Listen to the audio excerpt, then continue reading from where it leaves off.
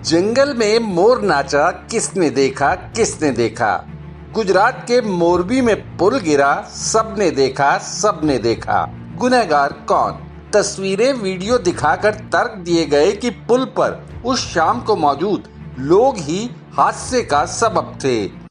इन video में highlight कर कुछ लड़कों को दिखाया गया कि वो हैंगिंग ब्रिज की तारों को लात मार रहे थे। अब वो लड़के महाबली खली, किंग कॉन्ग या दारा सिंह तो थे नहीं, जिनके लात मारने से ही इतना लंबा चौड़ा पुल धराशायी हो जाए।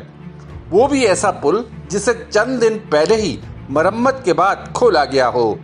जाहिर है हादसे के लिए मोरबी के वो भ्रष्टाचारी मोर ही जिम्मेदार हैं, जिनके पास पुल के रख रखाव का मोटी कीमत पर ठेका था। मान भी लिया जाए कि पुल पर क्षमता से कहीं ज्यादा लोग पहुंच गए, तो ये देखना किसका जिम्मा था। क्या उस दिन अधिक टिकट बेचने के चक्कर में सुरक्षा से जुड़े अहम तथ्य की अनदेखी की गई? 17 रुपए का टिकट, बच्चों के लिए 12 रुपए का झूल तो पुल पर जाने के लिए लेना पड़ता था। यानी पुल पर ज्यादा से ज्यादा 500 लोगों की मौजूदगी हादसे के वक्त मान ली जाए तो कुल टिकट बिक्री 7-8 हजार रुपए की हुई होगी। क्या इस छोटी सी रकम के लिए इतनी जानों को दांव पर लगा दिया गया?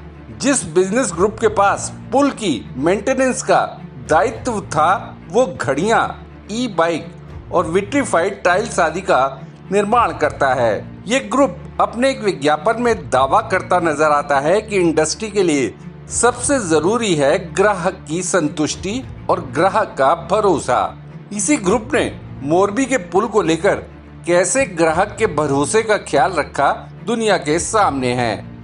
एक नदी के ऊपर मौजूद झूलते पुल की मरम्मत और रख रखाव का काम सिविल इंजीनियरिंग में दक्ष लोगों के हाथ में होने की जगह घड़ियां बनाने वाली कंपनी को दे दिया जाए।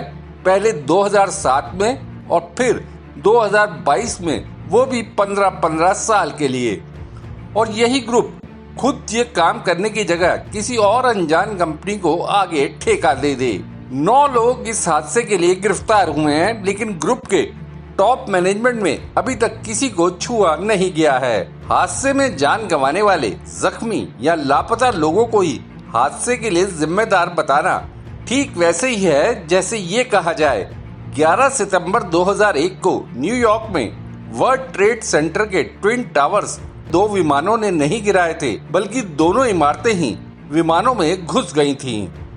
ट्विटर की बागडोर टेस्ला कंपनी के सीईओ एलन मस्क के हाथों में आते ही ये माइक्रो ब्लॉगिंग साइट बदलाव के दौर से गुजर रही है। जाहिर है मस्क ने ट्विटर के लिए 44 अरब डॉलर अंटी से ढीले किए हैं, तो वो इस सोशल मीडिया प्लेटफॉर्म को चलाना भी अपने हिसाब से चाहेंगे। मस्क ने पहला फैसला जो लिया वो है ट्विटर के सीईओ पद से भारतीय मूल के पराग अग्रवाल, पॉलिसी हेड विजया गाडे और chief financial officer Ned Segal की छुट्टी करना। हालांकि ये फैसला मस्क को 1000 करोड़ रुपए से ऊपर का पड़ा। अब भारतीय मूल के ही श्री राम कृष्णन ट्विटर को नया बनाने के लिए एलन मस्क की मदद कर रहे हैं। कृष्णन चेन्नई के अन्ना विश्वविद्यालय से बीटेक ग्रेजुएट हैं और एक पार्ट टाइम क्रिप्टो इन्वेस्टर भी हैं। मस्क का दूसरा बड़ा फैसला है ब्लू टिक सुविधा के लिए $8 की कीमत हर महीने यूजर से वसूले जाना। ये राशि साल में 8,000 रुपए के करीब बैठती है। मस्क के इस फैसले को पसंद करने वाले ट्विटर यूजर्स कम ही होंगे, खास तौर पर भारत में, जहां एक बार जिस चीज को फ्री में लेने की आदत पड़ जाए उसके लिए पैसे खर्च करना यूजर्स को बहुत नागवार गुजरेगा। समझा जाता है कि इस पेड वेरिफिकेशन फीचर को लॉन्च करने की डेडलाइन 7 नवंबर रखी गई है। इसके तहत ट्विटर के कुछ इंजीनियर्स को हफ्ते के 7 दिन 12-12 घंटे काम करने के लिए कहा गया है। उन्हें साथ ही चेताया गया है कि डेडलाइन पर टारगेट पूरा नहीं किया तो नौकरी से हाथ भी धोना पड़ सकता है।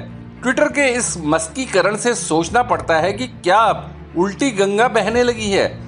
जिन सख्त हालात में भारत का निजी सेक्टर अपने कामगारों से काम कराता है, क्या पश्चिम उसकी कॉपी करने लगा है? अब सवाल ये आता है कि मस्क को ये सारी सलाहें दे कौन सा शख्स रहा है?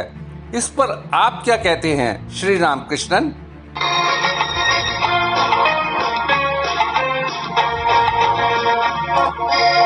अनहोनी को होनी कर दे, होनी को अनहोनी, अनहोनी को होनी कर दे, होनी को अनहोनी। एक जगह जब जमा हो तीनों, आमर, अकबर, एंथनी।